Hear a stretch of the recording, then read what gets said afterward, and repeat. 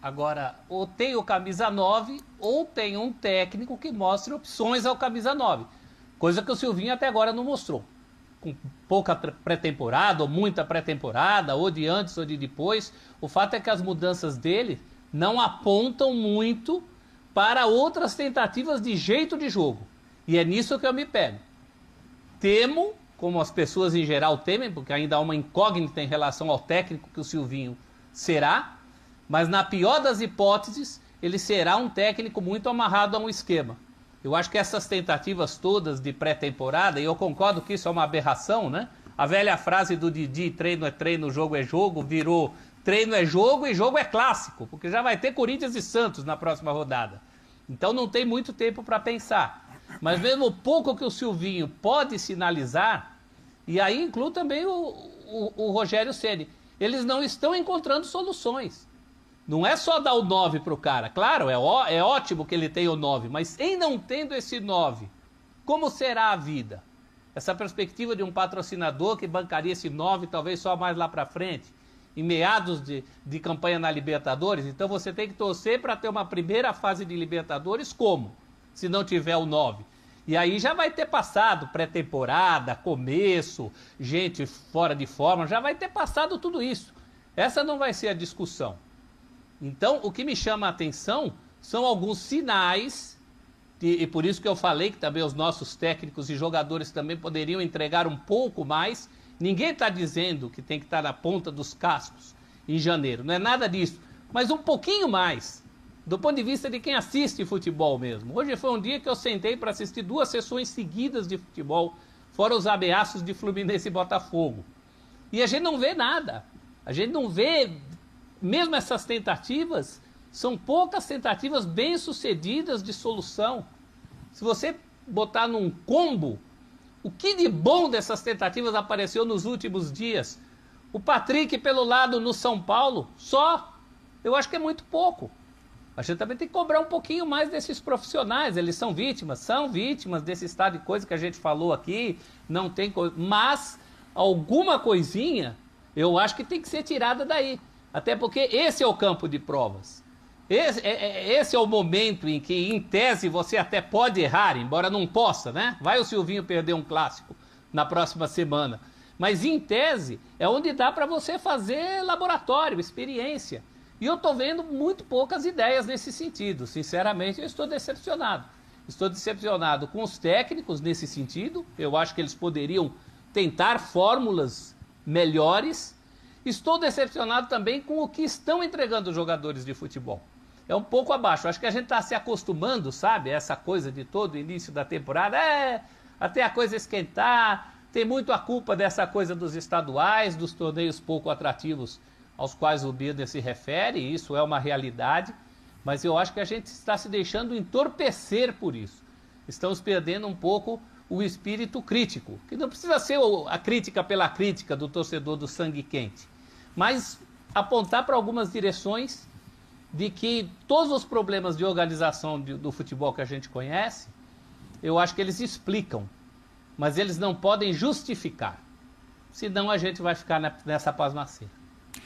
Ô Birner, quando vai a um Silvinho, você acha que tem exagero da torcida corintiana fazendo isso? O Silvinho pode fazer mais com o elenco que tem? Se ele tem culpa, se você vê alguma coisa errada no trabalho dele, ele é o único culpado pela condição e por aquilo que o Corinthians apresentou até agora? Não, ele não é o responsável único pelo futebol que o Corinthians não jogou desde o ano passado. Eu acho que o torcedor tem o direito de extravasar. Se isso ajuda ou não é uma outra questão. É um direito. Tem o direito de vaiar o treinador antes de ver o que, por exemplo, o time produziria antes da primeira rodada, uma semana após ou 10 dias após o time se reapresentar. Preto, para mim, os times não deveriam nem entrar em campo ainda. E o que eu espero de um técnico nesse momento? Que ele use os jogadores uma vez por semana só, seja qual for, porque tem que condicionar os jogadores.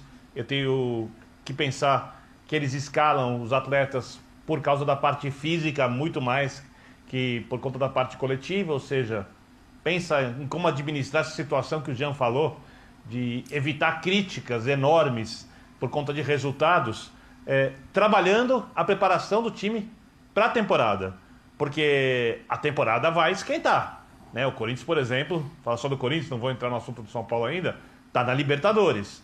O Corinthians gastou bastante para montar um time. O Corinthians tem um primeiro time, não tem um elenco, mas tem um primeiro time que dá pra gente elogiar quando a gente fala de potencial.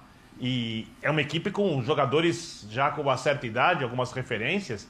Esses caras precisam de uma administração da parte física ao longo de toda a temporada. Se você começar agora a se preocupar com o resultado, começar a colocar o cara em campo, ir pra cima com tudo, vai virar São Paulo do ano passado. É o que vai acontecer, né? Tá aí o exemplo, o próprio Miranda, para dar um exemplo. Ele falou esse ano, numa entrevista ao GE.com, que o São Paulo arrebentou a temporada do ano passado porque levou o campeonato estadual no limite. E agora não é nem o campeonato estadual, agora são as 2 primeiras rodadas. Não é nem o campeonato estadual quando a coisa tá pegando. Os times, eu me sinto muito desconfortável, ao contrário do professor Celso Zelt, para cobrar qualquer coisa antes de pelo menos um mês dos jogadores trabalhando com o treinador. Me sinto muito desconfortável porque eu não acho justo com os personagens. Você vai me perguntar, você está otimista com o trabalho do Silvinho? Eu tenho sérias dúvidas. E não é nem o técnico que o Silvinho será, é o técnico que o Silvinho pode ser para o Corinthians nessa temporada. Daqui 2 meses, por exemplo, daqui 3 meses. Né? Essa é a minha preocupação. Então, eu tenho o pé atrás. Tá? Repito, mais tarde falo sobre o Rogério do São Paulo também. Mas eu não me sinto confortável, mesmo assim, de cobrar algo num tempo em que, cientificamente falando, é impossível você apresentar algo à altura daquilo que o time tem condições de render. Aliás, não dá nem para apresentar metade, 30% do que o time pode render. Agora, eu concordo que as ideias parecem engessadas, eu concordo que tem ali alguns problemas de dinâmica, de ideia de dinâmica de jogo. O time não acelera, como não acelerava ano passado, agora fica muito difícil. Então, eu tenho restrições. Só que cobrar agora, eu acho um pouco precipitado. Acho até que vou ter muito motivo para cobrar lá na frente. Mas é um palpite. Então, quando chegar o período que eu acho correto, eu vou, digamos assim, acelerar nas críticas, Prieto. Agora eu acho que eu tenho que ser um pouco mais generoso. Mas você não acha que dá para cobrar um pouquinho mais? É só o que eu tô cobrando, um pouquinho mais. Mas cobrar exatamente o quê? Pouquinho mais. Do São Paulo, do Corinthians. Eu tô cobrando não cochilar no sofá. É isso que eu tô cobrando. Mas... Tô cobrando chance de gol. Do jogo, Celso, Eu tô cobrando um pouco mais de saída de bola consciente. Celso, eu tô cobrando um que segundo tempo. em julho você não vai cochilar? Eu tô cobrando um segundo tempo que o Corinthians só não fique, Calçade. O Corinthians só ficou no segundo tempo. Só ficou. Chutou uma bola com o Roger Guedes depois dos 40. Então, mas